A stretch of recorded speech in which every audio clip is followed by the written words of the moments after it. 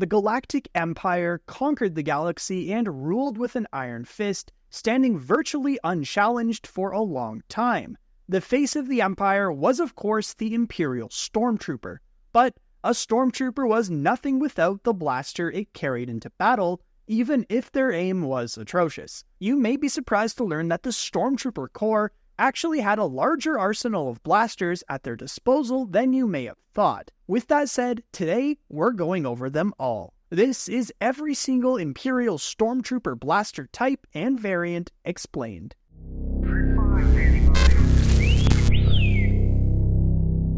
E10 Blaster Rifle, the frontrunner to the most well-known Imperial blaster, which we'll cover next. The E10 Blaster Rifle was commonly issued to garrisoning troops like the Swamp Troopers on Mimban. On the planet Vandor, range troopers also carried their own version called the E10R. Imperial Army troopers stationed on Aldhani also used a variant of the E10, which featured a scope. As with most Imperial weapons we'll cover, the E10 was manufactured by Blastech Industries. It was equipped with a glow rod for low-light vision, but proved itself rather unreliable. Many soldiers on Mimban were eager for the E10 to be phased out, since the weapon had a habit of jamming at the worst possible moment. There's not much to say here other than it's a bad rifle that was used as a stopgap for the next weapon on the list. E11 Medium Blaster Rifle. Perhaps the most recognizable blaster rifle in all of Star Wars, the E11 was a powerful, reliable, modular, and cheap-to-manufacture blaster that combined the low weight of a DC-15A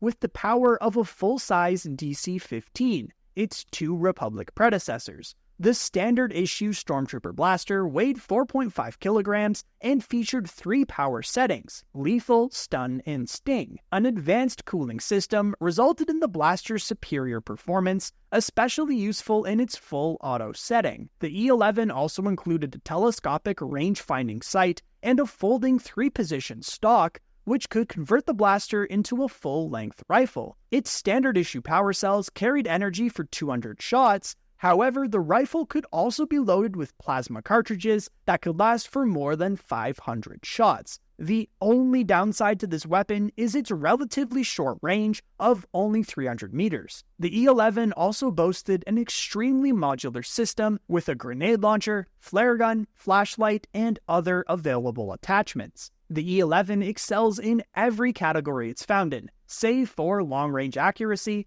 which is mitigated by other weapons found in Imperial squads. The E11 did have a few sub-variants, which we'll now go over briefly. The E11 Carbine exchanged range and stopping power for reduced weight and a higher rate of fire. The E11S Sniper Rifle was a modified version designed for long range and used by the Empire Scout Troopers. The Arc Caster fired a blast of electrical energy that could arc between targets and was used by specialized units like Phase Zero Dark Troopers. The Blast Cannon could fire up to 7 shots at once and was sort of like a shotgun. The E11 successor, the F11D, was used by First Order Stormtroopers decades later. E11D Blaster Carbine. Designed for use by the Empire's most elite units, Death Troopers and Purge Troopers, the E11D featured a stock and a large bore reinforced barrel in order to maximize its rate of fire and intensity.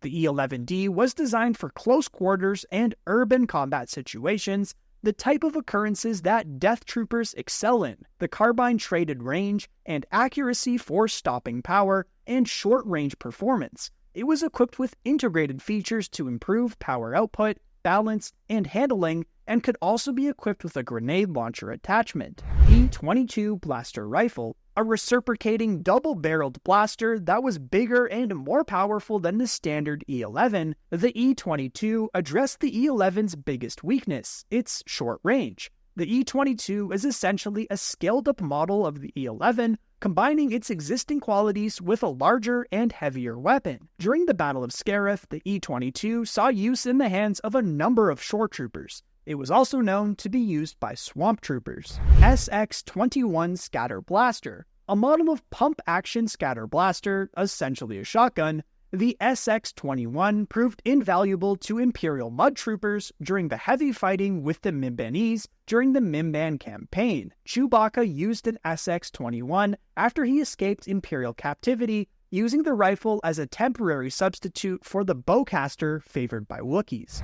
DT9 Heavy Blaster Rifle. Taking longer to assemble and reload than the E11, the DT9 Heavy Blaster Rifle was a much more powerful blaster with a far greater range. It was used by both regular Stormtroopers and their more specialized variants like Sand Troopers, Magma Troopers, and Shadow Troopers. Imperial security details often used the rifle because of its long-range capabilities. It was these capabilities that made it a common sight on Imperial-controlled planets with large, clear, open areas like Tatooine or Jeddah. The DT9 could pin down enemy squads at long range, and was even useful at tearing up light vehicles single-handedly. The main drawback to this weapon is its weight and size, but that's more or less expected from a weapon of this type. This weapon wasn't exclusively used by the Empire, commonly seen in the hands of bounty hunters such as Dengar and Forlorn.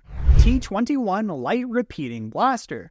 After seeing occasional use by the Republic's clone troopers, the T21 was more of a common sight by the time of the Galactic Empire. The T21 was the heaviest and one of the most powerful standard-issue weapons that could be carried by a single soldier. The sheer power of its bolts could cut through personal armor and break down personal energy shields, even penetrating the armored plating on many light combat vehicles. It could be wielded two-handed and fired on the move. However, it was far more accurate when mounted to a tripod. While it came with a standard power pack, this only provided enough energy for 25 shots, which meant the T21 was almost always paired with a continuous feed power generator, often carried in a backpack. The T21B was a long-range variant of the standard T21. It boasted two optics which the T21 lacked, making it deadly at greater distances, but not useful for close-quarters combat.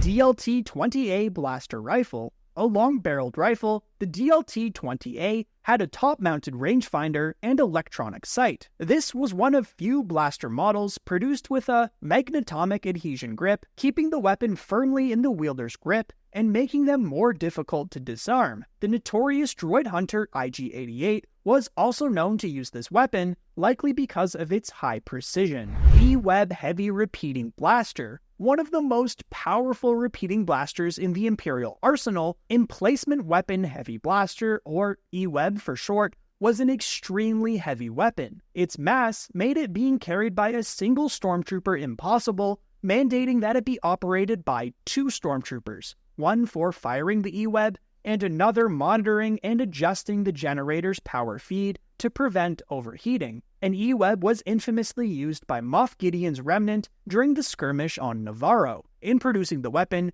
Gideon called upon former shock trooper Cara Dune's memories of the Eweb vaporizing rebel shock troopers out of the air, further comparing the cannon to weaponry used in the Night of 1,000 Tears to scare the Mandalorian Din Djarin. EC17 Holdout Blaster. From the largest blaster to the smallest, the Scout Trooper Blaster Pistol was a type of holdout blaster fitted with a single-mounted targeting scope. Scout Troopers and Patrol Troopers carried their standard-issue holdout pistols for ease of storage, and because a heavier weapon would have been too bulky and ungainly to wield while riding a speeder bike, a trooper was able to hold the grip with two gloved fingers through the enlarged finger guard. SE14R Light Repeating Blaster. A light repeating blaster, the SE14R, was designed to be disassembled and fitted with a scope. This blaster was used by a variety of Imperial personnel, including the Death Troopers, regular Stormtroopers, and some officers. The SE14R was an alternate model of the semi-automatic SR combat pistol once used by the Separatist droid army. With fully automatic capabilities, the SE14R combined the portability and ease of use of a blaster pistol